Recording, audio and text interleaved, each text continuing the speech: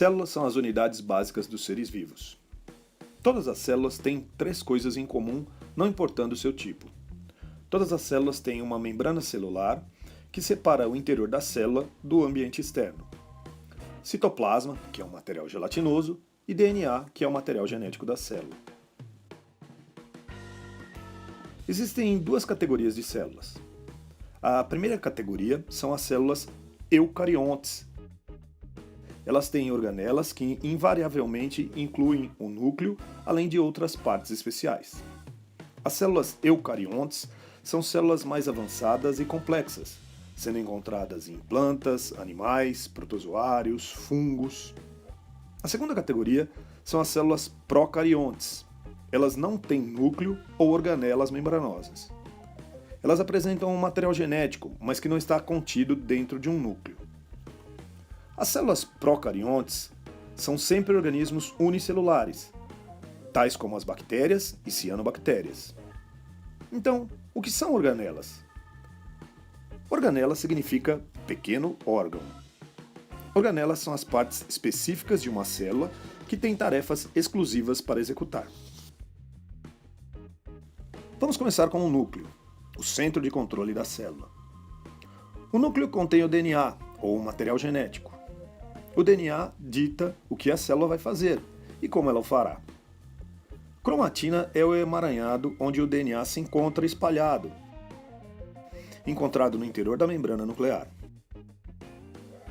Quando uma célula está se preparando para se dividir, o DNA se condensa em estruturas conhecidas como cromossomos. O núcleo também contém um nucleolo, que é uma estrutura onde os ribossomos são feitos.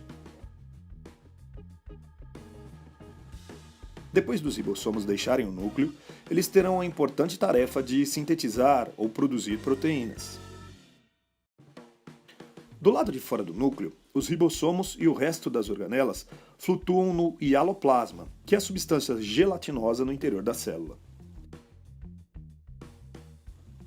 Ribossomos podem passear livremente dentro do hialoplasma ou anexar-se ao retículo endoplasmático, às vezes abreviado como RE. Existem dois tipos de retículo endoplasmático. O retículo endoplasmático rugoso, pois contém ribossomos aderidos, e o retículo endoplasmático liso, que não tem ribossomos. O retículo endoplasmático possui uma membrana fechada que permite o transporte de materiais tal como proteínas sintetizadas pelos ribossomos. As proteínas e outros materiais emergem do retículo endoplasmático em pequenas vesículas, onde o aparelho de Golgi, às vezes chamado de complexo golgiense, as recebe. As proteínas movem-se dentro do complexo golgiense, onde elas são personalizadas em formas que a célula pode usar. O complexo golgiense faz isso ao alterar a estrutura das proteínas em formas utilizáveis ou adicionando outros materiais como lipídios ou carboidratos.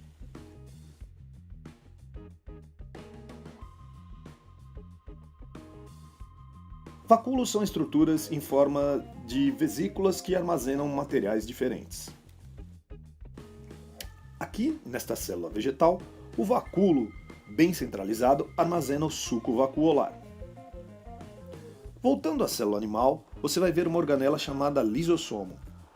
Os lisossomos são como coletores de lixo que levam as partes da célula danificadas ou desgastadas. Eles estão cheios de enzimas que quebram esses restos celulares. A mitocôndria é uma organela que obtém energia para células tanto animais como vegetais. Durante um processo chamado respiração celular, as mitocôndrias fazem moléculas de ATP que fornecem energia para todas as atividades da célula. As células que precisam de mais energia têm mais mitocôndrias. Enquanto isso, a célula mantém sua forma através de um citoesqueleto. O citoesqueleto inclui os microfilamentos filiformes, que são feitos de proteínas, e os microtúbulos, que são tubos finos e ocos, também feitos de proteínas. Alguns organismos, tais como plantas, que são seres autotróficos, ou seja, que produzem o próprio alimento, o fazem captando energia luminosa. Essas células possuem uma organela denominada cloroplasto. É no cloroplasto onde acontece o processo de fotossíntese. Ele é verde porque tem um pigmento verde chamado clorofila.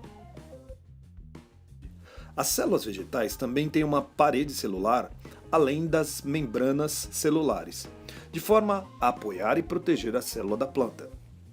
As células animais não têm parede celular. Existem muitas outras estruturas únicas que ocorrem em apenas algumas células. Aqui estão apenas alguns exemplos. Nos seres humanos, o trato respiratório é revestido por células que contêm cílios. Estes são semelhantes a pelos microscópicos que podem se mover em ondas. Esse recurso ajuda a capturar partículas inaladas no ar e expulsá-las. Outra característica única em algumas células são os flagelos. Algumas bactérias possuem flagelos. Um flagelo é como uma pequena cauda que pode ajudar no movimento das células. A única célula humana que possui flagelo é o espermatozoide. Em resumo, lembre-se, as células eucariontes são células vegetais, animais, de protozoários ou fungos, que possuem um núcleo e organelas membranosas, enquanto as células procariontes são organismos unicelulares, sem núcleo ou organelas membranosas. Todas as células têm uma membrana plasmática, citoplasma e material genético.